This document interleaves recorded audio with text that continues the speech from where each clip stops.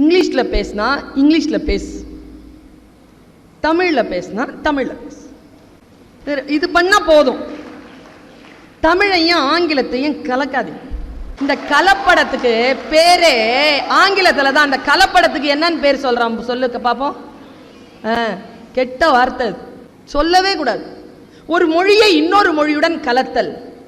Early morning பெட்லேருந்து எழுந்திரிச்சு பண்ணி, பாத்ரூமை wash பண்ணி, கிளாஸ் ரூமை ரீச் பண்ணி, டிஃபன் பாக்ஸில் டிஃபனை பேக் பண்ணி, என்ன பண்ண இதில் பண்ணி தான்.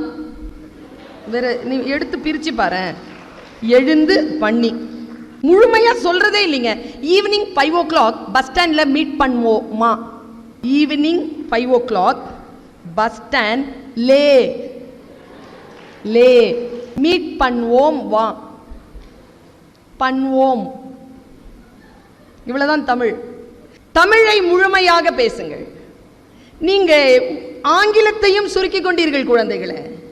இப்ப என்ன SMS அப்படின்னா ஷார்ட் மெசேஜ் சர்வீஸ்.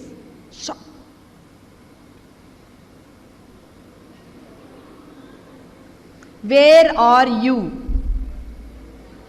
அவனை வெட்டி வெயில்ல போடணும்.